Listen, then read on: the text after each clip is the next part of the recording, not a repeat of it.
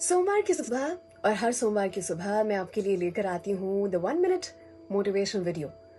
लेकिन आज मेरी इच्छा थी कि लाइव आपके साथ जुड़ूं और आपको ये कहानी बताऊं जो कि बहुत ही प्यारी है। So I am waiting till the time that you come in and join me in for this wonderful story. सोमवार की सुबह #Monday मोटिवेशन। और सच बताऊं तो आपसे ज्यादा मोटिवेशन मुझे मिलेगा इस कहानी को बताते हुए। I think it's a beautiful video story जो कि वायरल होने को है। और जिस किसी को प्यार करते हैं, जिस किसी को चाहते हैं, जरूर से बताएं। और कहानी इतनी ज्यादा उम्दा है कि सबसे पहले हाँ कहते हुए मेरा झुमका ऑलरेडी गिर पड़ा है। सो कह सकते हैं कि मेरी स्टोरी ऑलरेडी कायनात ने स्वीकार कर ली है, राइट? सो शुरू करते हैं आज की कहानी। Are you ready? एक राजा था। एक राजा था जो कि बहुत ही घने जंगल में फंस चुका था। उसे बहुत प्यास लगी थी और वहां पर एक लकड़हारा था जिसने उसे पानी पिला दिया। और ये जो राजा था उसने धन्यवाद कहते हुए उस लकड़हारे से कहा कि कभी ऐसे ही यूं ही मेरे राजमहल आ जाना, मैं तुम्हें इनाम देना चाहूंगा। वो लकड़हारा तो बड़ा खुश हो गया और एक दिन ऐसे ही चलते चलते वो वाकई में राजमहल पहुंचा। उसने राजा को याद दिलवाया कि मैं वही लकड़हारा हूं जिसने आपको उस दिन पानी पिलाया था। राजा को जैसे ही याद आया वो बड़े खुश हुए। वो सोच में पड़ गए कि इस दरिद्र लकड़हारे की मैं क्या मदद कर सकता हूं। और फिर उन्हें याद आया कि उनके पास एक चंदन का बाग है जहां पर ढेर सारे चंदन के पेड़ हैं। उन्होंने वो चंदन का बाग उस लकड़हारे के नाम कर दिया। वो लकड़हारा इतनी सारी लकड़ियां देखकर बिल्कुल बौरा उठा। उसे लगा कि इतनी सारी लकड़ियां, इसको काट के कितना सारा कोयला बन पाएगा। और धीरे धीरे उसने वही किया। उसे सोचा कि आजीवन यहां पर रह सकता हूं। ये लकड़ियों को काट काट के उसमें से मैं कोयला बनाऊंगा, बेचूंगा और आजीवन पेट पाल पाऊंगा। बहुत समय बीत चुका और उसके बाद कुछ ही चंदन के पेड़ बचे थे। वो लकड़हारा भी सोच में पड़ा हुआ था कि पता नहीं कैसे हो पाएगा ये, आजीवन कैसे यहां पर रह पाऊंगा, क्योंकि कुछ ही चंदन के पेड़ बचे हैं। और राजा को उसका विचार आया।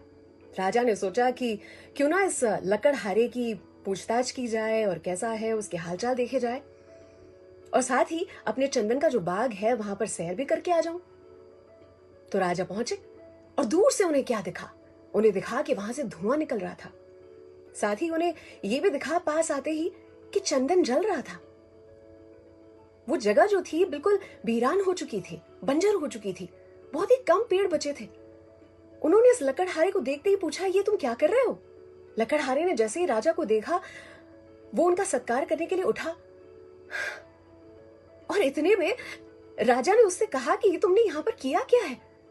लकड़हारे ने धन्यवाद कहते हुए कहा कि राजा जी, आपने ये जो किया है ना, उसी की बदौलत मैं अब तक जिंदा रह पाया हूं। पर अब बहुत ही कम चंदन के पेड़ बचे हैं। कृपया कर अगर ऐसा कोई दूसरा बाग हो तो वो भी मुझे दे दीजिए। राजा समझ गए कि आखिर हो क्या रहा था। राजा ने कहा कि ये सारा कोयला जो तुमने बनाया है ना, वो यहीं कहीं छोड़ दो। अब एक काम करो, ये 2 मीटर जो ये लकड़ी है ना, बस इसे लेकर बाजार जाओ और फिर मुझे आकर बताना कि क्या हुआ। अब लकड़हारा भी कंफ्यूज हो चुका था। उसने सोचा कि मैं इतनी मेहनत से कोयले बना रहा हूं और राजा जी कह रहे हैं कि लकड़ी लेकर जाओ। पर आखिर राजा की ओर से फरमान था तो उसे पालना पड़ा। जैसे ही वो बाजार पहुंचा तो क्या हुआ होगा? चंदन की लकड़ी को देखते ही सारे के सारे खरीदार वहां पर पहुंच गए और उसे चंदन की लकड़ी के लिए 300 रुपए मिले। उस समय काल में 300 रुपए बहुत ज्यादा थे। उसे लगा कि ये तो कोयले से कहीं गुना अधिक, वो भी सिर्फ 2 मीटर लकड़ी के लिए। जब वो वापस आया तो उसकी आंखों में आंसू थे। रोते हुए उसने राजा से कहा, ये मैंने क्या कर दिया? इस कहानी को मैं यहीं रोकूंगी। अर्थात ये चंदन का बाग जो है वो हमारा शरीर है और हमारी सांसें जो हैं वो चंदन के पेड़ हैं। जब कुछ ही चंदन के पेड़ बचे होते हैं ना, उस समय पे हमें रियलाइज होता है कि हम अब तक क्या कर रहे थे। चंदन के पेड़ों में से कोयला बना रहे थे, उन्हें क्रोध, द्वेष, ईर्ष्या और लालच की अग्नि में जला रहे थे।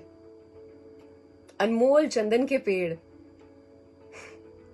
जब कुछ ही बचे होते हैं तब उस समय पर रियलाइज होता है कि हमने क्या कर दिया, और चंदन के पेड़ों में से और चंदन के पेड़, नए पेड़ बन सकते हैं, प्रेम, विश्वास, सहायता के। मेरी कहानी का शीर्षक जो है कि जिंदगी के हाथ नहीं होते, जिंदगी के हाथ नहीं होते, लेकिन फिर भी वो जो करारा चमाट लगाती है ना, थप्पड़ लगाती है, आजीवन याद रहे ऐसा। और जरूरी नहीं है कि थप्पड़ खाने के बाद ही हम सब कुछ सीखें, हो सकता है कि थप्पड़ किसी और को पड़े और सीख हमें मिले। अगर आपको मेरी ये कहानी पसंद आई है तो जरूर से, जिनके लिए केयर करते हैं उन्हें जरूर से शेयर करें। कहीं ना कहीं कहने की बड़ी इच्छा हो रही है कि इस कहानी से हम ये भी सीख सकते हैं कि मास्क पहने। मैंने माइक को पहना रखा है। सलाम, दुआ, वणकम, प्रणाम, सत श्री अकाल। केम छो, सारू छे? अमदावाद ज नहीं, विश्व आखું ही मारू छे। How are you? Fine? Not only Ahmedabad, the entire world is mine. Translation for you. अर्चना की ओर से lots of love and take care.